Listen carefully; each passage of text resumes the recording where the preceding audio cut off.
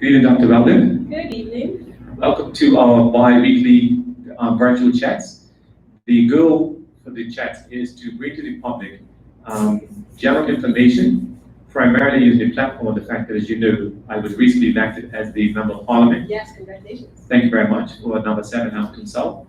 And what I'm trying to do now is people in the area ask me questions, and there are things in the general public that I want to know more about, and I'll use this forum to actually bring it to the voters of number 7 in particular, but Bermuda in general. And the goal is going to be to make sure that we are able to inform persons and also try to eliminate what are the perceptions as opposed to reality. And clearly today, you being the scientist, and we'll get to an explanation in terms of the scientist versus a medical doctor, for example. Yes. But just to get started, we'll also advise the listening audience that if you want to participate, feel free for sure to send in your questions via Instagram or Facebook or email. And then also, if you want, you can actually call us. The number to call would be 538-8683. So, Dr. Weldon, let's get started. Okay, I'm excited. Good. Now, let's just go through your background in terms of your educational background. I believe I know that my first introduction to you was a long time ago, but you're a lot younger. Yes. Through my wife, who was a school principal. Yes. So let's talk about that. So I went, initially before I went to Port Royal, which is where your wife was my principal, I went to Ward Preschool, have to shout out to Ward Preschool, and then I went on to BI actually for 2 years.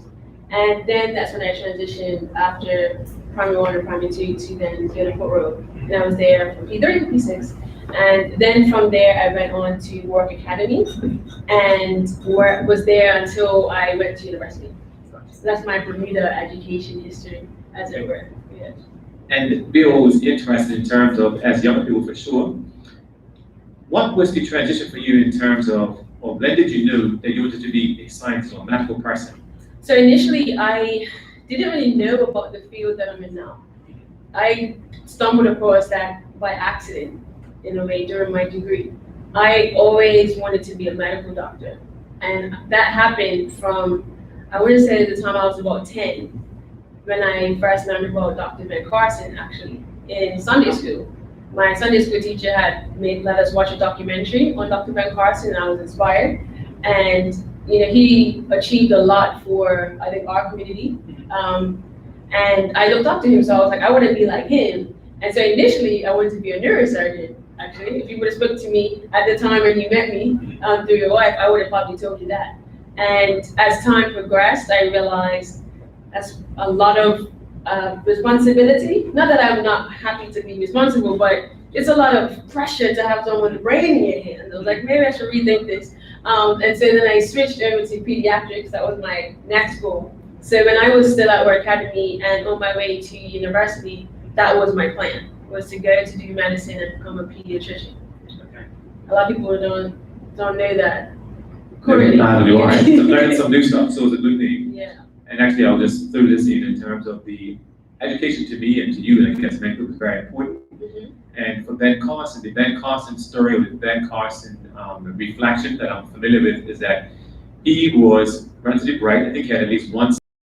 And the story I remember was that he used to have to do book reports, and his mother was not able to easily either read or comprehend and really follow what he was doing. Right. However, she was able to continue to keep him inspired because she asked him about the work. Exactly. Not that she understood, Right. but about the work. And from that, I've always maintained now that the parental involvement in a child's education is probably one of the biggest determinant of their child's success. So it's not so much the physical school premises, the teachers per se, but more so preparing the children to be at a young age and always ensuring that you inspire them by showing them that you are actually interested. So, yeah. And I have to at this point, because I've done a number of interviews over the last few months, and I've never, I don't think, said who my parents were.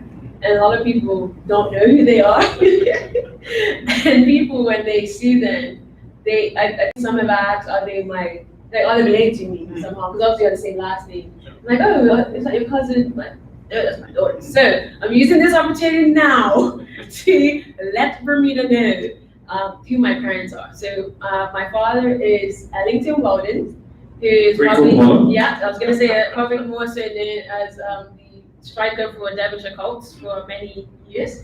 And my mother was Carrie Smith, and now is Carrie Weldon, who went to the Barkley. I've always told that. And so that's who my parents are. And as you're saying, they from the very beginning, I was the first child, so I like to say I was the experiment, and they got it right. And I think part of that, yeah, I think so. I think part of that is like exactly what you said. They were very involved from the beginning, and not hesitant to listen to others who knew or was able to perceive what was going on with me better than them. So someone who I know very well was involved in my story and development is Karen Birch, who was actually at Work Preschool and was my teacher there. She kind of saw that, I was excelling at certain things. I'm told that I was, I could say the alphabet forwards and backwards in the same pace. When it came to going outside, I'm told, because I remember this, we had to like spell our name to go outside to play. And so I would obviously spell my name, but then my friends wasn't able to, and so I would just be spelling the name for them so they can go outside. So these types of things. And so she was able to let my parents know from that age of 4 that we need to push her. And my parents listened, and they did all the way through. So I think that's, for me, a big part of my story, is my parents have been there throughout. And I know my dad's probably tearing up now. Always does. He always does.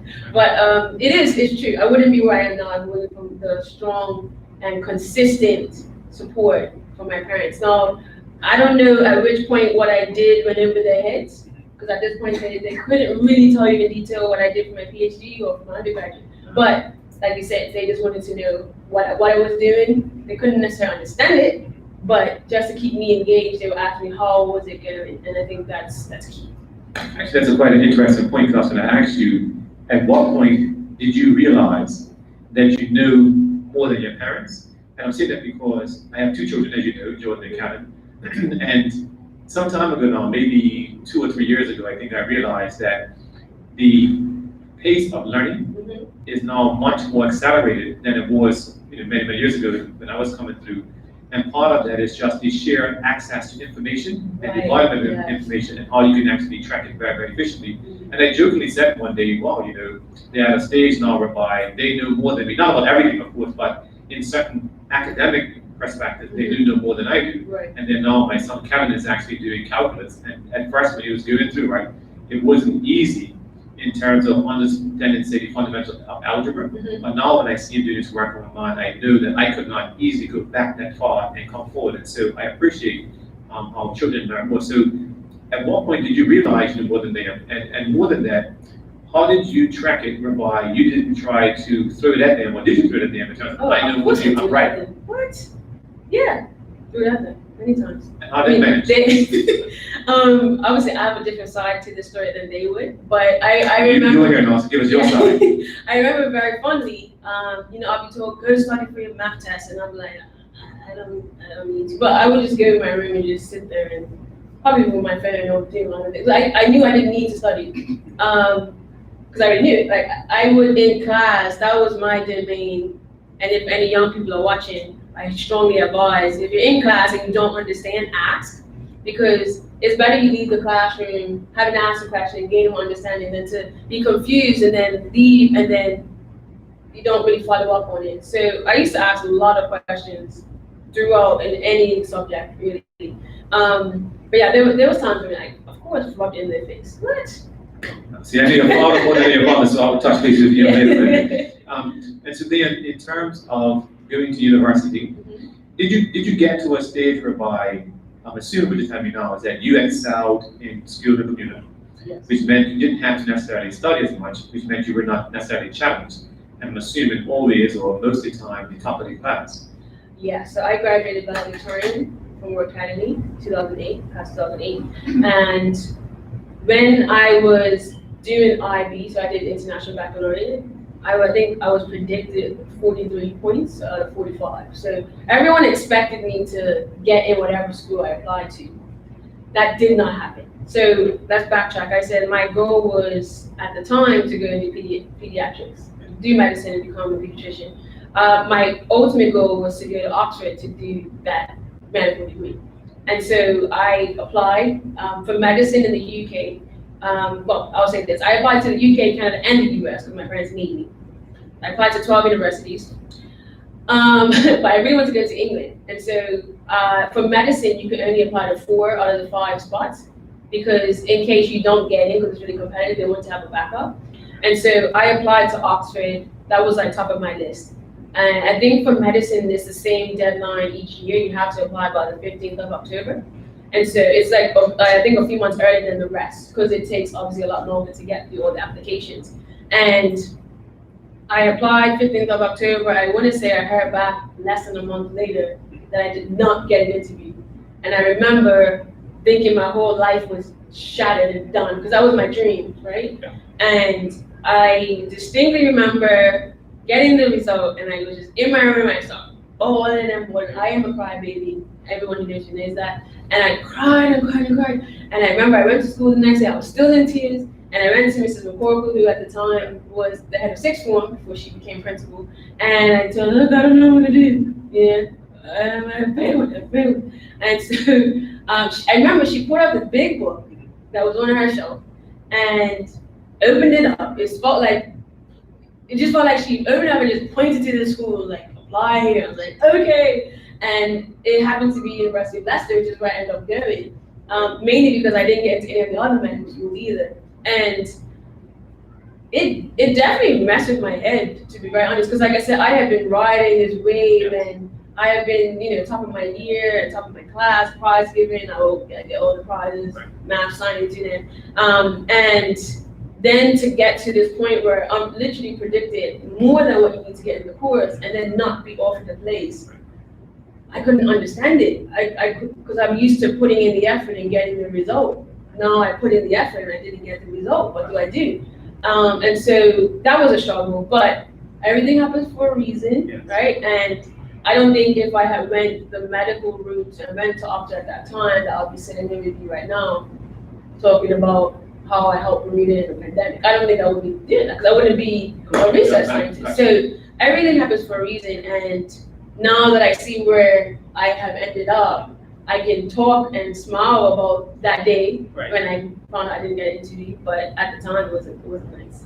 And actually, not to press it too far, but I think it's interesting to those who are listening to us and to myself also, is to even explore a little bit more the idea of you always successful, and then when you should have been reaching your pinnacle, didn't do so. Yeah. Now, how did you deal with that? I know you said you got the result, you're in your room crying. Yeah. I take that, but what beyond that did you do? Because I think many persons do experience what we think is failure, which is not really failure. What did you do to actually get yourself motivated again, or to start to or to believe in yourself again, having had such devastation? And how old were you at that stage? I was 17. At 17, so yeah. Tell us about that. So I can't really remember what happened after that. I just know that I was told to apply to the University of Leicester, and I did. And then I got in, like within a matter of weeks. And I know that helped a bit. At least I could get into a university, right? So that was useful. But then I did, like I mentioned, got rejected from the other medical school, so that kind of messed with me. But because I already had the University of Leicester as the backup, and I wanted to go to England, and I was prepared to get, like I said, applied to Canada, UK, US, and I got into those universities, but I didn't want to go, I wasn't interested. I got into McGill, and my pediatrician, it was Dr. Parent-Chief, and he went to McGill, and he was like, I went to go to there. I was like, So I just really wanted to go to England for some reason. And I think, obviously, I put more effort into my schoolwork, and I hadn't graduated yet. I still had to achieve my results. So I guess I didn't have much time to wallow in my sorrows, because it was final year our academy, scholarship applications were due, or the course rep was due. It was a lot going on. There wasn't much time. And also, I have to say this, in that year, we had 2 deaths at WorkCat, 2 students that died within a 6-week period. It was crazy. And I was actually the peer mentor in sixth form. So I was having to console people. We had one student, Carika, who had a brain aneurysm after a PE class. Yeah. And he didn't die instantly, but he had been flown out. And they had my girl Franco, who had been in a bike accident, and he passed away as well. That was within 6 weeks. So things like that, I mentioned them because they kind of brought things to reality, like, hey, you're still here, let's keep going. But I will say when I got to England and I started my degree, I was not a model citizen at all. I was very like, okay, I know all this already. What's the point of me going to lectures? I didn't go to lectures my first year. I was actually the one. Your parents did this, correct? Yeah, they Okay, good. yeah, I had to let it out. I had to confess. Not long after. But I felt, the IB prepared me, and I took it the wrong way, and I said, well, I don't have to go to class. And I had a cousin who was in the same degree, so I was like, just sign me in. And I think probably me being, my own time, took liberties.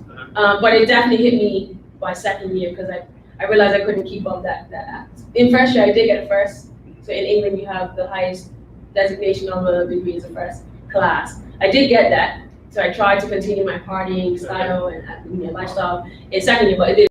And that's good, because I think sometimes we look at people, right, and we say, okay, fine, we see all the successes, all the positives, and not necessarily the rest of the story. Exactly. And before we go much further, what do you do beyond the academic? What does Carika do for fun besides partying? Well, I don't party anymore, but I play tennis, and I picked that up actually when I was doing IB as a sport, and I've been doing that since. And I'm a musician as well, so I play violin. And I picked up trumpet in university as well, but don't quote me on that. No one asked me to play trumpet. But yeah, I'm classically trained as a violinist. So that you can't have a life that's pure academics, because then you become boring and all the rest of it. Right. Okay, gotcha. And I think a perception that people also assume about me is that I like to read books, and I really don't. Okay. Yeah, thanks to you. No. Okay, so now talk to us about the fact that, yes, you wanted to be a medical doctor, pediatrician at first, following the neuroscience first, then pediatrician, following up the constant. Okay. Now talk to us about how, I know we talked about the university challenges. At what point did you say, okay, fine, now not medical doctor and scientist, and also please differentiate for us the difference between a medical doctor and a scientist. How are they similar and how are they dissimilar? Okay, so this is another failure story. So I, like I mentioned, applied to university from Bermuda to go into medicine. Didn't get it. The course I was doing at University of Leicester was medical biochemistry, and the first year was the exact same as the medical degree. And so they had this opportunity for, I think, 1 or 2 people in each year from the medical associated degrees to then try to transfer over to medicine, because you've essentially done the same thing in that first year. You have to get a first at the end of the year, and then you have to do a UK CAT, which is like an aptitude test, and then you have an interview, and then they pick someone.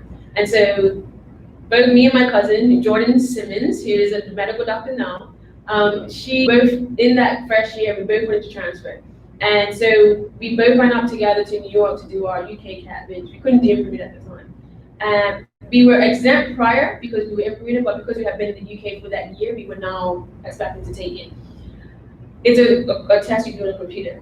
And I had finished slightly before her, so I came on. They're supposed to give you a result right away. Didn't get a result. So they said, okay, just give us a few more minutes, maybe the computer's processing. I said, okay.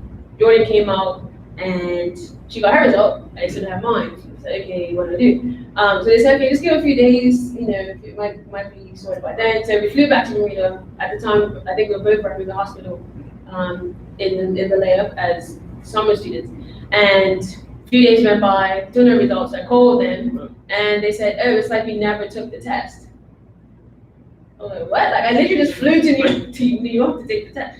And so they said, okay, we'll give you another exemption because obviously you went to take it and you did try, but it didn't register your results. And that was painful. I cried again. Okay. And then come to find out that to get an interview, you need 30 points, and I got 29. Right. And I was just like, I wonder what if that I got the result for that, that UK CAT 2. Didn't get the second time through, and I just took that as a sign. I was like, I'm not going to try for a third time. No thanks. And so at that point, I was all over the place. My parents would tell you that. I was picking any which career possible. I didn't know what I wanted to do. And it was only when I got into third year, which is the final year in England, when you have to do a research project. And that's when I fell in love with research. And so to answer your other question, the difference between a medical doctor and a research scientist is that a medical doctor is face-to-face with patients. So they're more on the clinical side. You deal directly with those who are affected by disease, you're trying to treat them. Whereas a research scientist is doing the background work, I would say, in terms of trying to figure out what's causing the disease, how to be treated. So I guess my analogy is when you go and you get a drug prescribed by your doctor, a research scientist has created that drug, but it's the doctor that's giving it to you. So there's a really nice relationship there, and that's why medical doctors, I've been watching Grey's Anatomy a lot recently. I don't know if anyone else watched that. So you see there's a very fine line between the two, because you can't do research if you don't think about, okay, what's affecting people. And then you can't help people if you don't know what's been researched and what's the latest. So it's very much interconnected. Okay, that's a good segue actually to now let's talk about the coronavirus. Yes. So I guess tell us how your research helped you or made you, or yeah, I guess made you effective, or a person for us, for viewers to look to come and help us. How did that whole process work? Even just the mechanics of it, like how did somebody even say, well, let's call Dr. Weldon? Did you call them, or how did it all work to get you to say, you know what, I'll consider, because at that stage you're a lecturer, yes? I wasn't a lecturer, I was at Oxford. I was a research scientist. I had gone completely back into research. Before I was in Leicester at Montfort University being a lecturer, but I had left and went to Oxford in the end of 2018. But at the time, I had just come back off vacation, actually, it was the end of March. But I'll backtrack. When I went to Leicester, I remember I said everything happens for a reason. When it came to doing that third year project, we had like a list of people, so lecturers that had proposed projects, and we had to pick which one we wanted to do. I remember picking like the night before the deadline, just, last minute. Procrastination. Yep. And I think you had to pick 5. 1, 2, and 3, I really thought about. I was like, I really want to do these. And then 4 and 5 was just like, just to fill up the gaps. I ended up getting my 4th choice. And I remember I was like, 4 as in you chose number 1, didn't get that. Didn't get that. 2, 3, no, number 4. And I was like, who's this guy? And I was like, I remember having a lecture with him. I remember he was like kind of scary as well. Like, oh my God, how did this happen? And so when I went to meet my new supervisor for my project, he happens to be in the university, one of the only RNA labs. Explain that. Now I know that might sound familiar. I'll tie it in a minute. So his projects that he gave me were all based on RNA, and he explained them, and I really enjoyed it. That's why I ended up doing my PhD also on RNA. Now fast forward to March. Oh, if I go back a little bit, I started a charity in 2016 called the Principles Foundation, which brings scientists to the island, and we have a conference every year, and that's all RNA scientists. That's because that's what my field is. My field of research is in RNA. Now, I've said that word a lot of times in the last 5 minutes, so explain what that is, as opposed to DNA. So DNA, people are more familiar with. It is your genetic makeup. It's chemically very similar to RNA. RNA is, so if anyone watching knows what DNA stands for, DNA is deoxyribonucleic acid. Okay, doctor.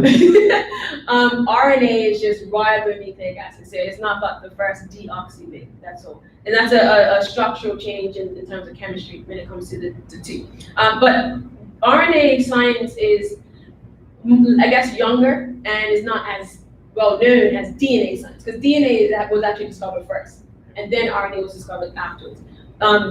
It can be argued, and obviously I'm biased, the RNA is more important, but I'll leave that. And so now fast forward to March, when we have an RNA virus.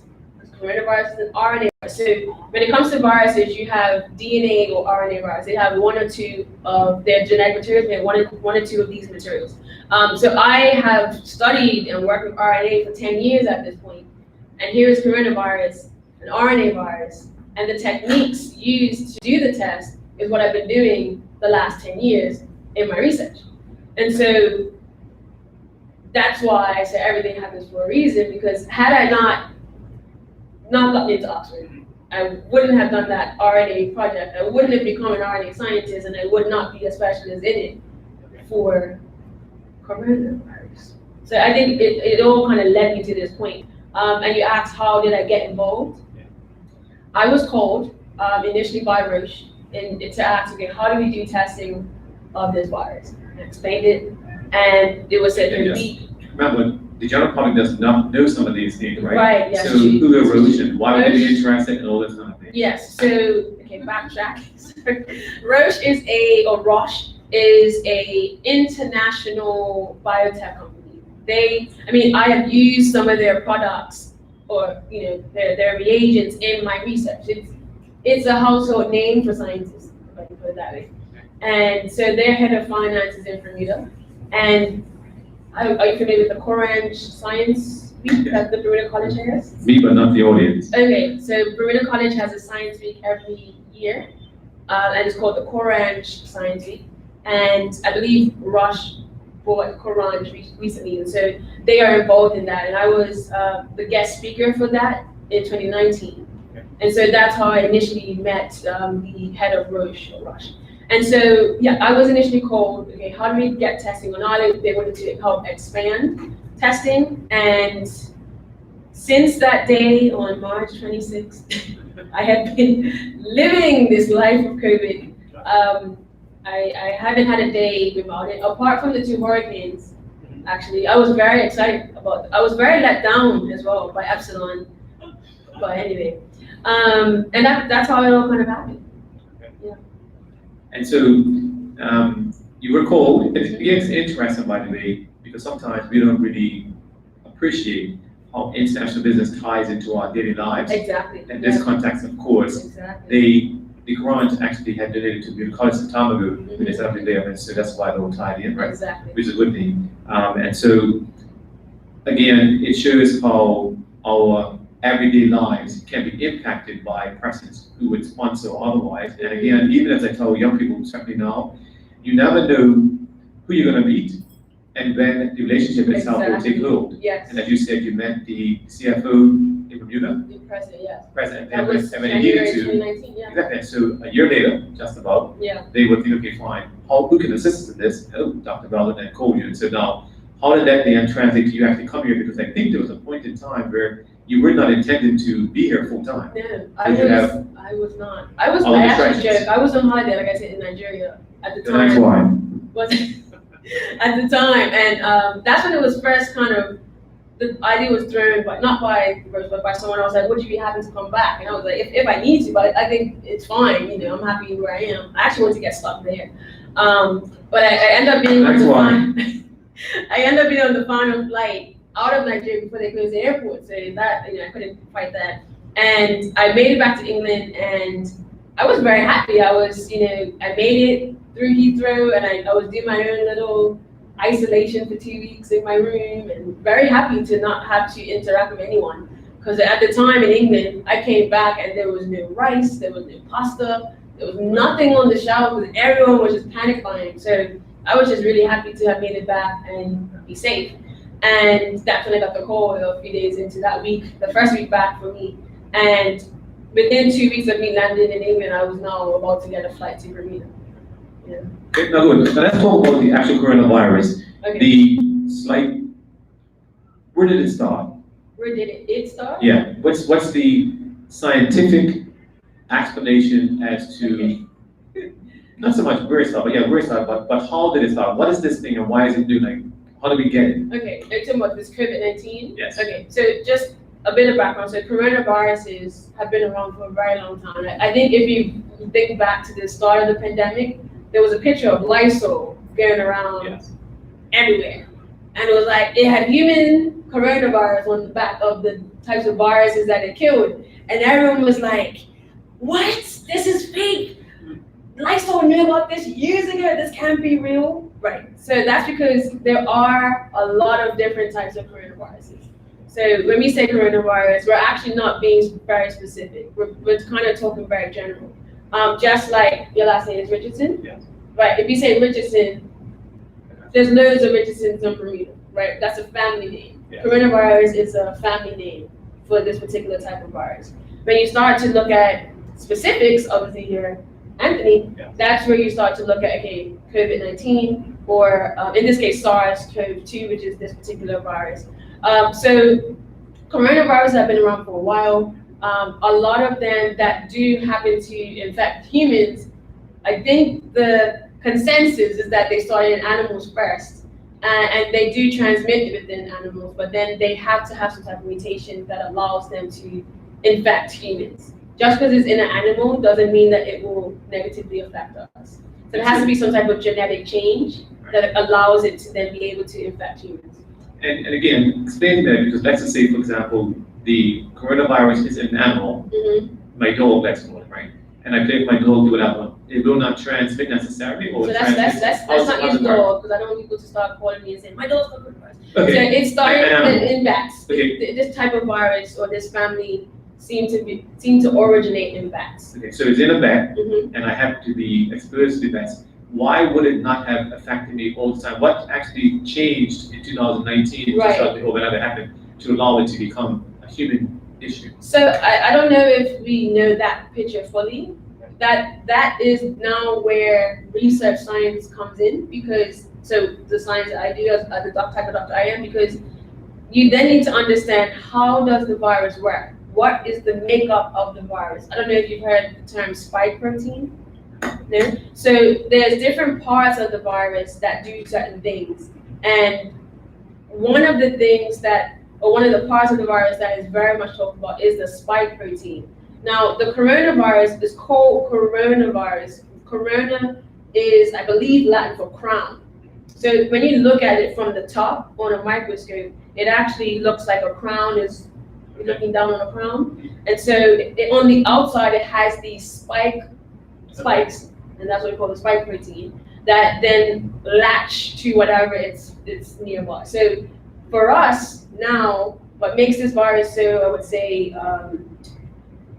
not lethal, but obviously very virulent, yes, is the fact that these spike proteins obviously can attach to your respiratory system, and hence it gives you the illness. I don't know, and I'm not sure anyone 100% knows what changed that caused it now to be in humans and to be so virulent. There are obviously many thoughts around what could have happened. I will say I am a scientist, but I am also human. Yeah, not that those two can't be at the same time. And I do wonder what really went on. I think, like I've said many times before, I will be looking for the Netflix documentary in 2022-ish, hopefully, to see what actually happened. Because I think, yes, from a scientific standpoint, I think there's been some papers or some research to show that this wasn't created in a lab. But I'm just wondering why this one has taken over the world like this. It just seems very weird to me. Okay. And so paint the picture for us in the audience, a young person, for example. So you're saying that the virus itself has the spikes, the crown has a crown. So it doesn't have a crown. It looks like a crown. If you look at it from the top, it's a circle, and then it has these things sticking out. Which allow it to physically attack. Okay. Kind of like, you have like that ball. Yes, I know. That has like the sticky thing. Yes. It looks like that. Yeah, exactly like that. So that allows it to stick to whatever surface is nearby. Okay, and to those in listening audience again, it's going to be a challenge to talk about all the things now, because I've talked to you in the past a bit, and we'll jump back and forth, and hopefully we will be able to find another time to come back and have a part two. Yes. So I'm going to jump around a little bit, but I talked to you before in terms of the actual test. And I think you told me it's a question of my network. Explain to us what you do to actually test. So Anthony, you get this swab. Yes. And I was going to actually do something live and be tested on camera. I said, not today. Oh, well, I couldn't do that anyway. No, not you, but I was going to have somebody come and do that. Okay. So explain what the actual swab is doing, and then how it gets to you and what you do in the lab. And I also want to make sure that we have time to commend your team or to recognize your team. Yes. Because I think that's where I know that's where I became really interested in terms of when I had to come to the lab to see that there were so many young people. But let's make sure we get to that. But right now, talk about the actual test, what it means and what you have to do, and the timeliness and all that kind of stuff. Okay, so when you or anyone goes to be swabbed by, when you maybe travel back or when it's a pop-up, they are using a swab because it's soft and it will collect sample will collect some cells in your nasopharyngeal region. So that, I think everyone probably is as scientific to say nasopharyngeal. That word is like, I would think the word of the year, other than coronavirus. So the nasopharyngeal region is where your nose and your mouth kind of connect. Okay. All right, so you can reach it from your nose, from either nostril, or you can reach it from your mouth, right? And so in that region is where, if you have the virus, it will be sitting and chilling. You can put it that way. Okay. It'll be just chilling in that region. And so, not to say that if you are infected with the virus, it has to be there, but most times it is. And that's where this question about how accurate is the test, it really comes down to where, if you have the virus, where is the virus located in your body? But what happens is they will take the swab. I had my most recent one on Thursday. Goes down your nose. You can access from your mouth, but obviously you have your gag reflex, so it's not as comfortable. Not always the nose, but we have to get to that point in your body. So we take a swab. It goes into a liquid. Now that liquid we call media because it's actually created to allow the virus, if it's there, to grow and to be stable. All right, so it won't be destroyed. It will keep it safe, right? Multiply. In order to multiply, yes. And so that is why when you get a swab taken, you will see that it's put on ice, because if you put it on ice, it will allow the virus to not be destroyed. If you have it too hot, like our summer weather here, it will potentially kill the virus, and the RNA, which is the genetic material, potentially could start to be degraded or break down. And when it gets to us, we might not be able to pick up anything, even though something was there. So that's why it has to be on ice, and that's what we call the cold chain. Actually, most people don't realize it, of course, because all we do is you come back, Right. get tested, and that's all we do. Right. But explain it This is to a all the person, they don't know background. that, right? Yeah. So what happens is, between the swab being taken at the airport, or the Mhm. ports, because those happen to be yachts Yes. come to the island, of Yeah. course, they are capped on ice and then transmitted or transported to yourself at the Exactly. lab. Okay. Exactly. So when we get them on ice, and we put them onto our own ice. And at that point, we have to check the date of birth and name matches, and we then put them into smaller groups that we call pools. Now, the pooling method, which I think is something that has been in conversation in the US and globally, is used in many countries. It's something that was told to me by a scientist in Germany prior to me coming here. And I think without that advice, we wouldn't be where we are now, because we wouldn't have been able to keep up and do as much testing as we can. And we talked this before, but explain now in terms of volume, because Yeah. I know that if you go back maybe several weeks now, I suppose, there was a question in terms of the degree to which you, as the person responsible for the lab, Mm-hmm. or you and your team actually could cope with the volumes, Yes. because initially you did maybe 100, let's say, Yeah, and now we you've did reported a few times. What's the most you've done in a day? I believe that was, we got 986 one day. Okay. Yeah. I think that actually yesterday we got 970, didn't feel like it. Well, But and so again, so in terms of the volume, the public would need to understand that what you're talking about now, the technique is how you're able to scale up and do that Exactly. with a relatively small team. Because how many people are on the team activated? At the moment, we have around 12 or 13. Let's say At the 12 moment, people. but over right? the summer, up until before the airport opened, it was 4.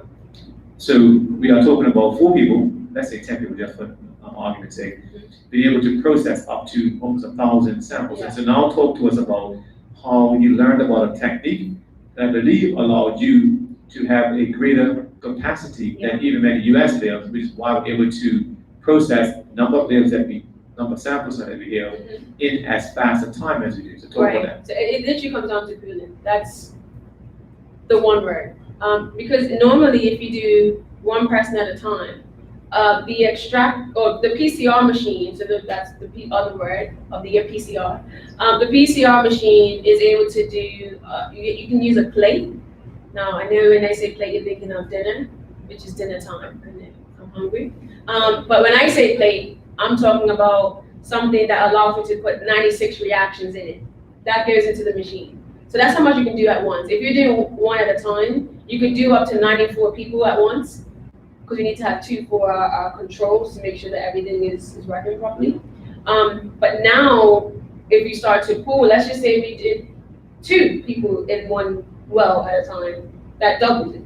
Okay. If you do 4, that's times 4. If you do 8, that's times 8. And so what we initially started out doing was doing 4 people in a group, and that meant that we were able to stretch all of our resources 4 times longer. The time it takes to handle that one plate or the samples is the same. So it's not because you have put more samples into one well or one position that it takes longer. Maybe it takes a little bit longer to handle them in the beginning, but ultimately you can still get them turned around in that 6 to 8 hour turnaround time. And so that's really the key to everything. If anyone was to ask me, that's what I would say. And so knowing that, I guess the obvious question would be, why isn't that same technique utilized in the US, for example, to allow them to have fast results? Because there is, continuous challenges with the US. Yeah, I think the US situation has become very political. I've never met Dr. Fauci. I don't know if I ever will, but he has taken a battering, and he's actually the person that went to the US Senate to tell them we should do building. And I don't know how far that went or why it didn't get taken on.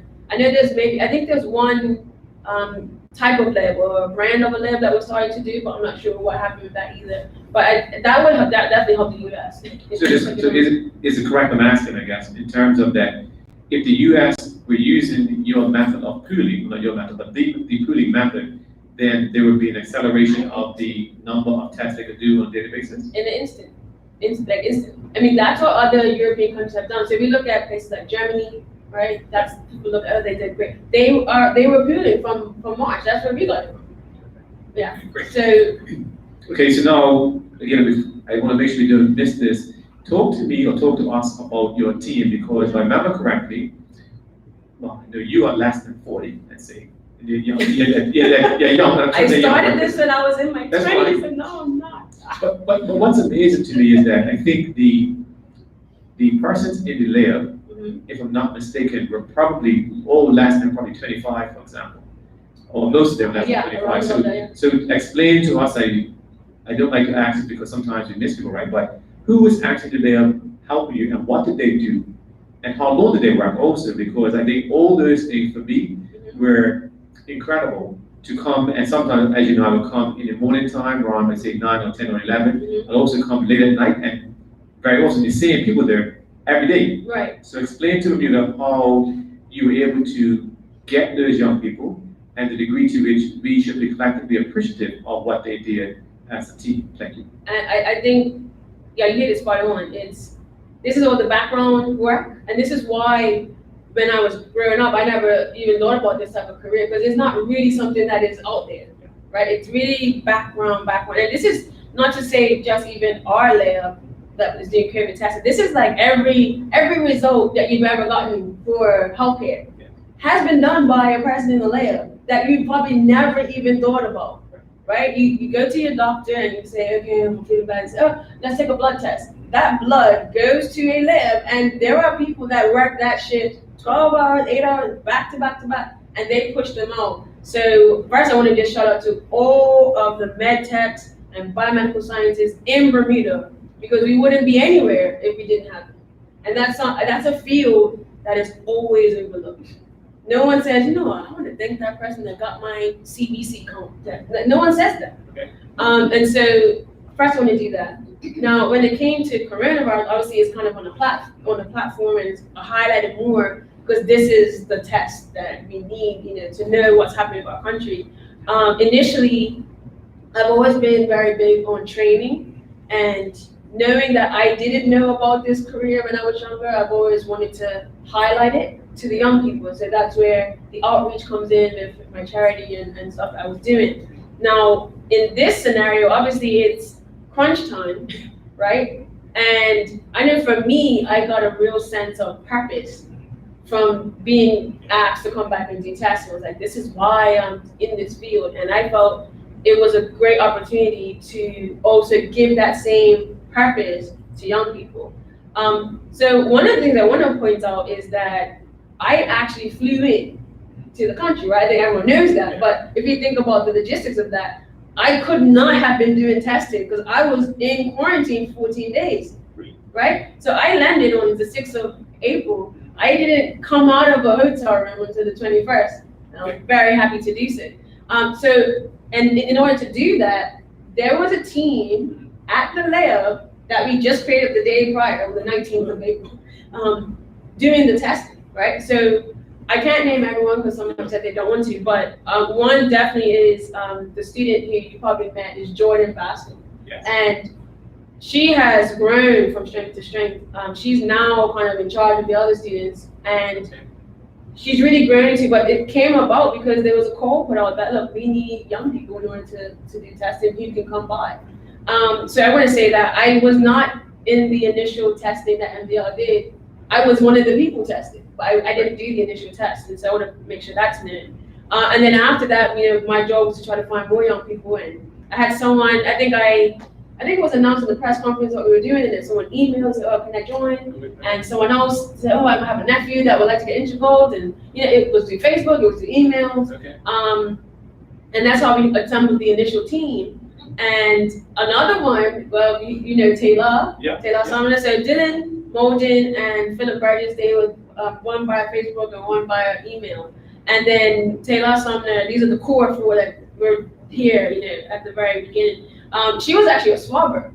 And yeah, so she got trained as a swabber at the Southside site and was like, can I come to the lab? Can I come to the lab? And so, she was doing biomedical science in England. And so she came and, she caught on. And so she actually came that route. So they all came their different ways. Okay.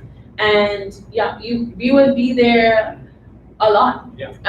It was challenging at first, because initially we didn't have flights every day. So we did have some days off. So that was nice. Wow, thinking back to that. But obviously, as time went on, we realized, we were trying to hit 200 tests a day as a country. Yes. I think back to that and just smile. Yeah, and if we get 200 tests a day now, everyone will be wondering what's going on. And then quickly, obviously, when the airport was starting to come, we realized this is going to exponentially increase. And then we started to get more staff. We actually had interns. When I did my press conference and I gave the whole country my email, which I probably, in hindsight, wouldn't have done. But I did that because I wanted to make sure we got any and everyone that was interested. We had interns coming through every week around near cup match and after, trying out the lens, seeing how it was, and we ended up just hiring interns after they had done the intern week. And that's how we've kind of grown up our team now. And so, yeah, it's grueling. We've kind of got more regimented now because it has to be sustainable. So we have an 8-hour shift from 9 to 5 and a 5 to 1 shift. Actually, today is going to be an exception because of the lovely PGA that is here. Yes, we have a lot of people flying in, so we'll be extending our hours a bit today. But yeah, it's become a 16-hour a day, 7-day-a-week operation now. And actually, you may not know, but you do know actually that you just mentioned the PGA Championship, and then there's of course the sailing and the rugby. Yes, I found out about sailing yesterday. Yeah, and we know that. Well, I know from my own job, what I do is that tomorrow's going to be a very busy day. That we have probably, I think it's probably about 18 flights coming in on the private jets, right? Which means many people, an extended day. But that does bode well because, as you do know, one of the results of your work, your team, is that Bermuda has been very widely regarded worldwide for how we managed the COVID-19. Created a government MP now, and so I know that one of the big things in the PLP success also, in fact, was how the Premier David Burke was perceived to have managed the COVID-19 with his team, and so you and your team again deserve a lot of credit. But as a result of that, we're now getting all the visitors coming in. Yes. And so, as best you can, and I know that you are not the public health person, but talk to us now in terms of what your message would be to us as Bermudians, as residents, about what we should do scientifically, what we should do to prepare ourselves and as best we can protect us and others from catching the virus. I think I can only echo the words I saw recently from the epidemiologist in the Ministry of Health, Taiwan De Rosa. We have to keep at what we're doing. We can't slack. So the mask wearing, in public where you're within 6 feet, the hand washing. I mean, these are simple things that you think are not working, but they are. And you can see one of the other differences, yes, between us and the US is the fact that we have a higher testing capacity per population, but also it's the compliance to just follow these rules that have been set by the government. And I think we have done very well because everyone is like, feels like they own these rules, and if they see you, they're like, oh, what? You know, we're already like that. Yeah. Where again? What? No, people have taken it. COVID? Where again? But in mask, wash your hands. You know, that public responsibility, I think, has gotten us this far. Yes, it's testing, but it's definitely been a country effort to get us here, because we obviously can isolate who's positive, but we have the team that then contact traces and says, okay, you need to be tested, you need to be tested, and you need to be isolated. That process, we have got down to a science. And that's what other countries have been able to do. They can even tell you who's positive, but they can't call everyone who's a contact and tell them. So it's a lot of downstream effort and work as well that has gotten us to where we are. And then obviously us as the public, yes, I saw, you know, oh, we have PGA, we have Satan, we have Rugby Classic, we have all these people coming in.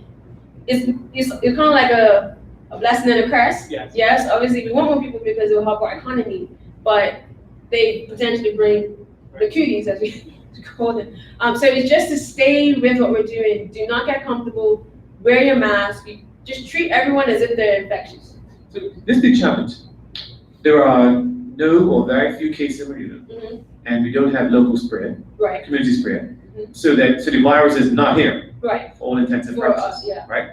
And so how do we convince persons that it's not here, so why should I wear a mask? Because that's what I think is people now, because there's been such success, they're becoming less inclined to worried or inclined, right. yes. So how do you tell me scientifically that, Anthony, yes, there is still the risk if we're then saying the virus is not here? Okay, I'll try and do it mathematically. I know we're almost running out of time.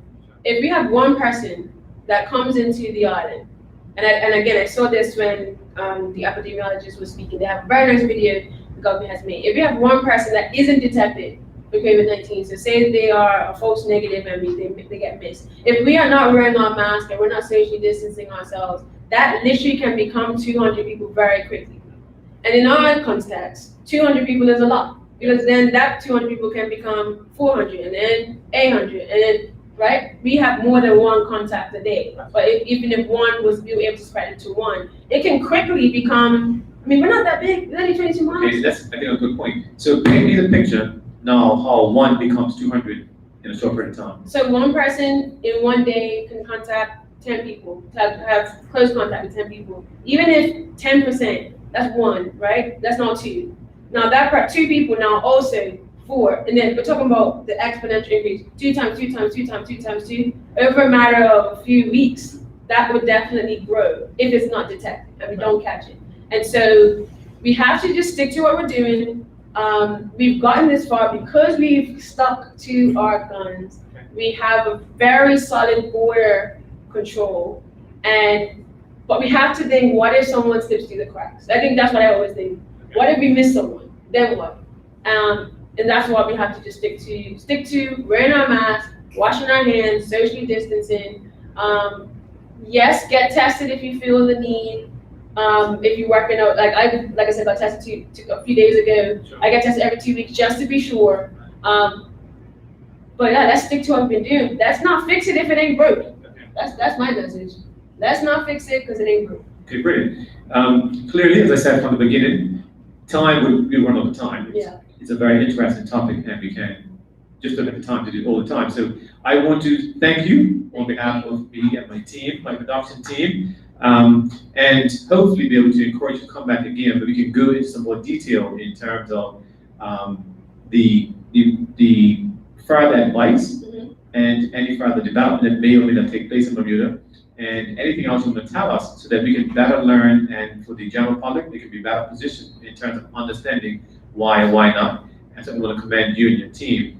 And as we get into Christmas, for example, there's going to be more and more flights. We just talked about the fact that the unintended or intended consequence almost of a good COVID experience has been more people coming to the island. And we see that we need that now, of course, from a political side, to ensure we get the economy running again. And so again, I want to thank you and welcome you to come back another time. And to those in the listening audience, I said at the beginning and I'll say it again that the idea of these virtual talks is to be able to bring to the public's attention things that they ask me about, so to provide more detail, the other things that I'm interested in, and almost to provide a relaxed conversation around different things, because we have so many people in the public eye that we see but don't really know, and this allows the opportunity for us to explore different avenues as we go forward. And from a general contact point of view, I let everybody know that the contact information primarily for me is to call 538-8683, which actually is 538-VOTE, to allow them to be in touch, or send an email to arichardson@plp.pm. So again, Dr. Carika Weldon, thank you very much. What we didn't get a chance to talk about, by the way, is you as a lecturer, you have a certain style as to how you lecture. So we'll get it next time, along with the vaccine, because that's a hot topic as well. Excellent. So well done again, and thank you. And to